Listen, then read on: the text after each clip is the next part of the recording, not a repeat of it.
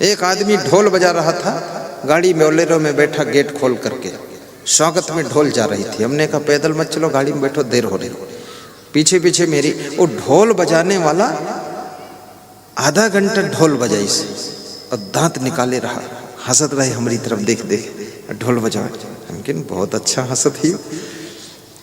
रास्ते में बहुत सारे अप टू डेट लोग पैंट शर्ट डटे टाई पहने हाई सब खड़े थे, बहुत मुंह ऐठे खड़े रोड के किनारे। लेकिन ये मुंह का ऐठा, और उससे हम ढोल वाले को बुलवाए, लेकिन तुम बहुत हंसत ही आयो, खुश हुई के कहे।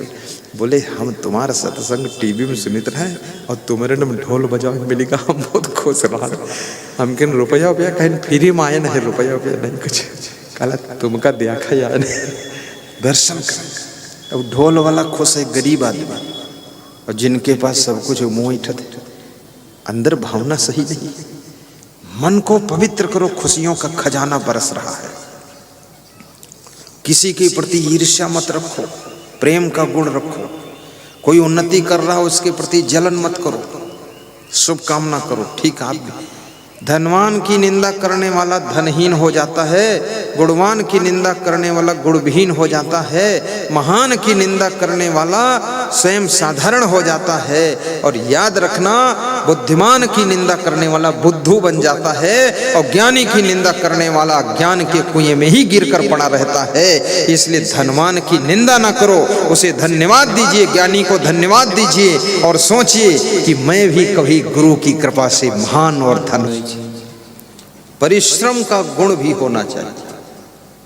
जहां जाइए वहां परिश्रम कीजिए, आलस्य से मत रहिए, आपको सुख मिलेगा, यश मिलेगा।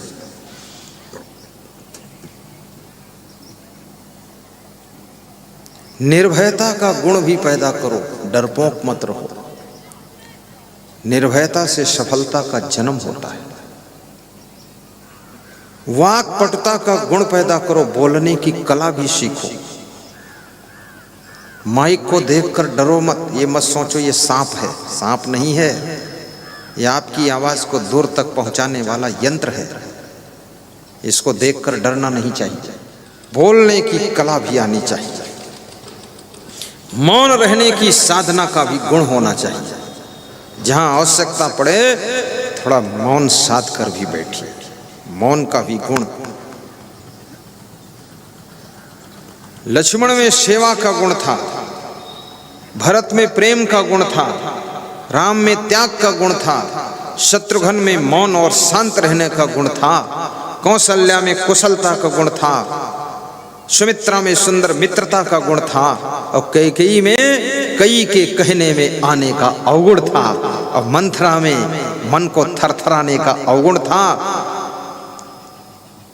जहां अवगुण होता है वहीं पर अशांति की ज्वालाएं निकलने लग जाती है। इसलिए गुणवान बनो। निर्भयता का गुण और सरलता का गुण, सरल भी बनो। जहां जगह मिल जाए शांति से वहां बैठिए, किसी को धक्का मुक्का मत करो। सरलता का गुण, शीतलता का गुण, दिमाग को ठंडा भी रखो। कितने लोगों का दिमाग हर समय गर्म ही रहता है। अभी मध्य प्रदेश में एक सज्जन मिले, बोले कि हम बहुत झड़प वाले आदमी। हम कहते तुम चाहे जितनी झड़प करो, तुम्हारी पत्नी झड़प नहीं कर पाएगी, लेकिन वह बहुत ढीली होकर रोड ढकेलक पड़ते। तो हमने कहा उसी में उलझे रहोगे तुम। बोले वही उलझन सबसे बड़ी है। हमने कहा इतनी झड़प मत मचाओ, साथ हम उसको भी लेकर चलो। शीतलता का भी गुण रखो। कार्यों को फटाफट करने का गुण पैदा करो, ढीले ढाले मत रहो। सफाई का गुण भी आपके अंदर विकसित होना चाहिए। गंदगी मत रखो, कपड़ों को साफ रखो। नाक छिनक करके साड़ी में मत पोंछो, पीछे पेंट में मत पोंछो, दीवार में मत पोंछो। कितनी महिलाएं नाक, बच्चों की नाक, अपनी नाक साड़ी में पोंछ देती। उसके बाद कभी चांस मिल गया तो हमारे चरण धोया तो उस चरण भी साड़ी से पहुंच देती, कहती आप भी माल ले जाओ थोड़ा गुरुदेव। ये माल निजी फैक्ट्री में बनता है, हीरा शुगर फैक्ट्री में ये माल नहीं निकलता। ये गंदगी मत करो, रजाई में नाक मत पोंछो, गद्दे साफ सुथरा रखो, गंदे पैर गद्दों पर मत पोंछो, सफाई का ध्यान रखो, जूते चप्पल भी सफाई से रखो, गाड़ी को भी साफ रखो, मुंह भी साफ रखो, हाथ पांव भी साफ रखो, कुर्सी मेज टेबल अपने घर की सब साफ सुथरा रखो, बर्तन साफ सुथरा रखो, गंदा फंदा भोजन मत करो, चूल्हा किचन साफ रखो। सफाई स्वर्ग है। ईमानदारी का गुण भी विकसित करो। ईमानदार व्यक्ति करोड़ों लोगों के विश्वास को जीत लेता है। मोतीलाल वोरा कांग्रेस कमेटी के पूरे भारत के कोषाध्यक्ष हैं। मोतीलाल वोरा यहाँ उत्तर प्रदेश में राज्यपाल भी रह चुके हैं, मुख्यमंत्री भी रह चुके हैं। मेरे परम प्रेमी भक्त हैं। मैंने उनसे कहा कि मेरे आश्रम जाने का जो रोड है उसमें उल्ल नदी पड़ती, पुल नहीं है।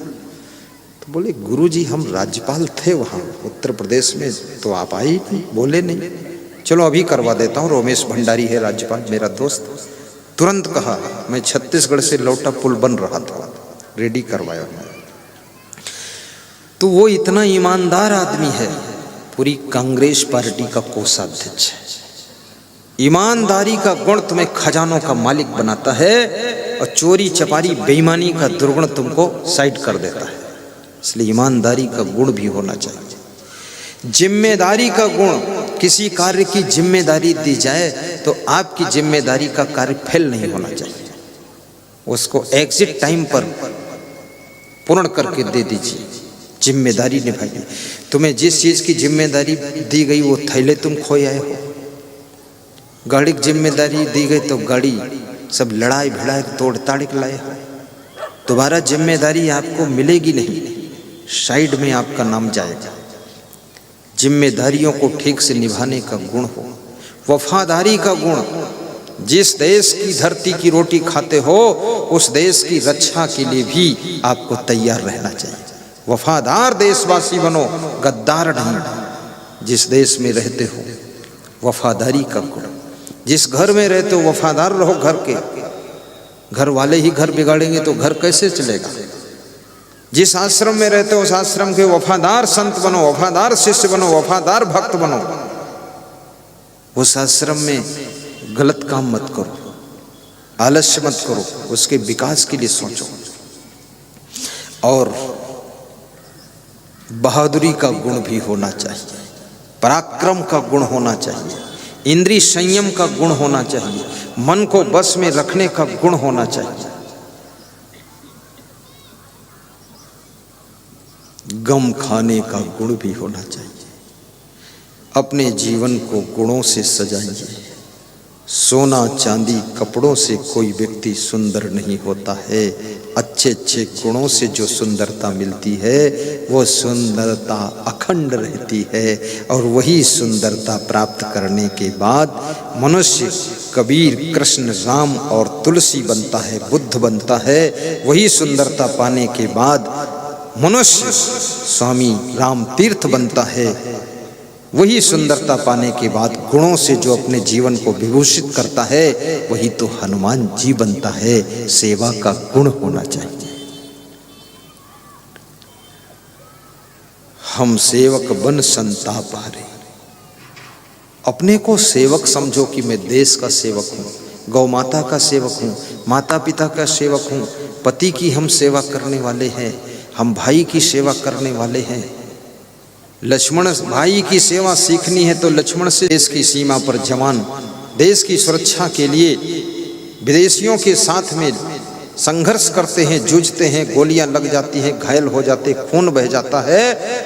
आपका खून वहां दान जाना चाहिए और वहां दान जा करके उनके खून चढ़ना चाहिए।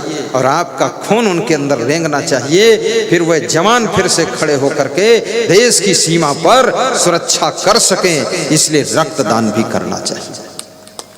कभी देश के ऊपर आपदा आ जाए तो आप अपना धन दान भी कीजिए, क्योंकि देश के ऊपर जब आपत्ति आती है, याद रखना, तब देशवासियों को दान करने की जरूरत पड़ती है।